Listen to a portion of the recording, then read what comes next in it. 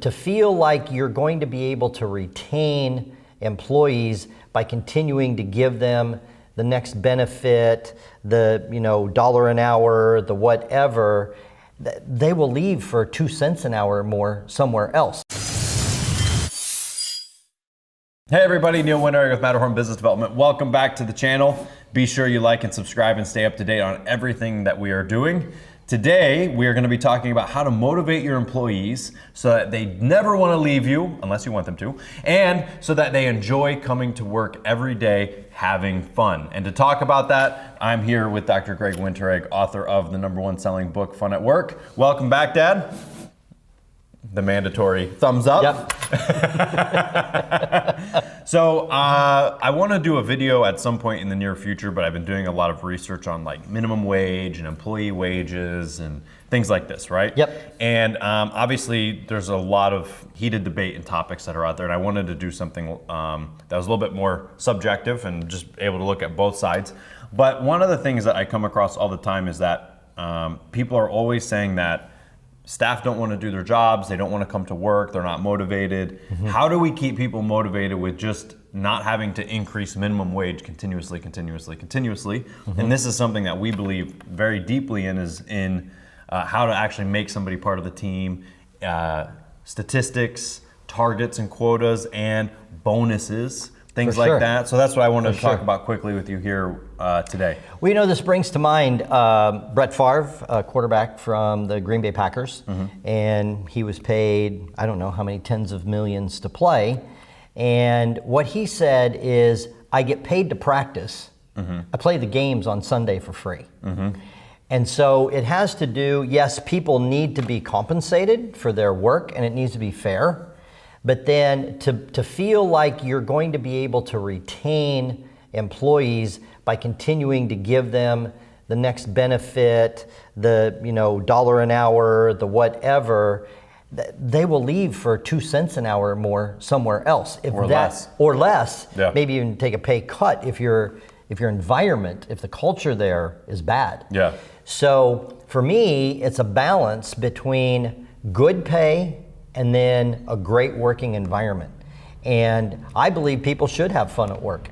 And what we like to do, we consider fun, and we can always make work a game. So you can always create a game, an internal game to be played. And I remember once, and I don't even remember what the situation was, but the reward, if we hit this particular goal in a month, was everybody got blizzards at Dairy Queen. And they had a blast. Yeah. Everybody had fun, and believe me, the moment that we hit the quota, one of the staff members just ran out the door and went to Dairy Queen and brought them all back. And so it was just fun. Yeah. It wasn't $1,000 a piece. No, and you can have smaller games with big games. Yeah. A big game is, a trip or a vacation, obviously, or you can just go to having dinner brought in for everybody, right. Or exactly taking everybody to a movie with their family or something. Right. I mean, that costs you like $20, $30 a person. But it has to be fun. It has to be a game. It has to be run like a game. Yeah, and again, this is my pet peeve of trying to compete at the lower end of the price scale in the market. Yeah. Okay, well then the employees aren't getting benefits. They're getting the lowest wage in the area. They're not going to be motivated. They're not going to be motivated by that. Yeah. And then, since you're competing at the lower end of the scale, then you're going to have a bit of a revolving door. And so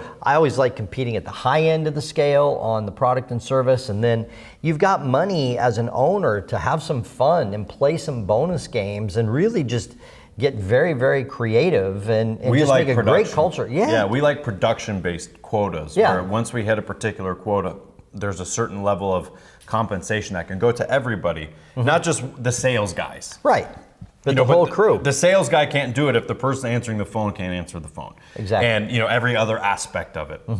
So having a quota that says, hey, if we hit this every month, then we get a bonus of X, Y, and Z. And there's a mathematical equation or a formula that you can come up with. Exactly. Where it's still making the owner more money, and it's making the staff more money, and it keeps them excited and motivated. I mean, we've got clients who have staff that probably make 30 or 40% of their yearly salary in bonuses. In bonus, yeah.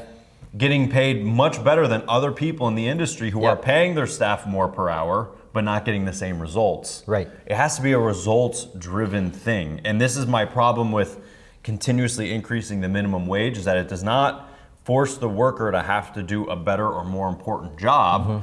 It just keeps allowing them to think that they just show up and they work 9 to 5. Yeah, and they're getting paid more for mediocrity. Yes. And that More that for is not mediocrity. motivation. No. And once you start paying people for mediocrity, it's not gonna cross their mind at all on how can I earn this extra pay. Right. There's okay, so in a year I'm gonna get a raise for more mediocrity. Yes. You know?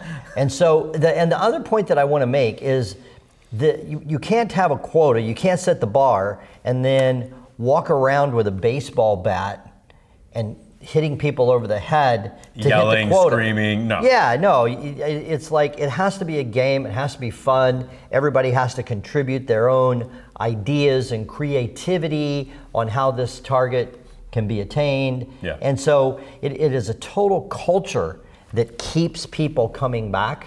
And I mean, we're Lightning fans, and Yzerman has done an amazing job of getting the best players on the team to stay in Tampa to play hockey when they could go somewhere else and make more money. Yeah. But it's a culture, it's a team, Yeah. and it's a game, and they are playing for each other. And the good thing with this is that when you hire staff who have a hard time playing games or are only there for the minimum paycheck, Yep. they actually don't fit in and they actually leave on their own. Yeah, they do. Because they're like, these people are weird. Yeah. They like coming to work. Yeah. I'm going to go work somewhere else. Exactly. And they leave because they don't fit into that culture. Right. Yeah, one day they just won't come back from lunch. Yeah. They'll call in and quit on the answering machine on Monday morning. Yeah, they're just not going to keep coming in. They're not gonna because fit. They can't fit into that culture. So Yep. you actually attract people Yep. who want to play a game, Yep. and they will take less money to come work there, knowing that when they fit into the culture and they hit the quotas, they can actually make more money. Yep. It's in their own control at that point. And I want to say this is 100% the responsibility and control of the CEO and the executives at the top of the organization. Yes. 100%. It's a decision made at the top of the organization that we are going to have fun, we're going to play these games, and people are going to enjoy coming to this Right. place to work. And I will say, not everybody is able to do that or think with that. Right. But we're very good at that. We are awesome at that. So if you need help with that, let us know, because we have all sorts of programs and stuff that really help you. We have an staff elite motivated mentoring program that is not just elite in title, it is elite in service. in service, and it's just really unmatched. Yeah. So this is the kind of thing that I cover in the book. There are exercises in the book. After you purchase the book, go to funatworkthebook.com and you get a free PDF download of the exercises, and I have a whole chapter on this. And this in is the just a book. small fraction of what we could talk about with Exactly, this topic. exactly. But we wanted to give you just something to think with. Foundation. A foundation to think with. Find a game, find a target that you can get everybody excited about, and start shooting for that, and you will see your staff, your employees, Yep. brighten up Yep. when they have a target to shoot for. And the ones who don't brighten up maybe should go somewhere else and play a different game. Yes.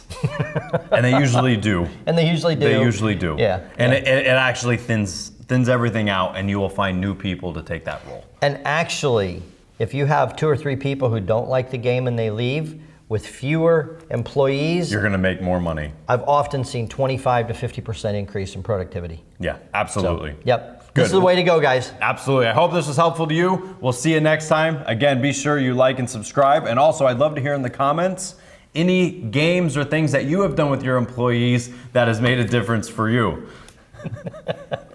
Just couldn't resist. We will see you all next time. Fun at work. Cut. Funatworkthebook.com. Cut. How to motivate your employees so they never leave. Unless you want them to.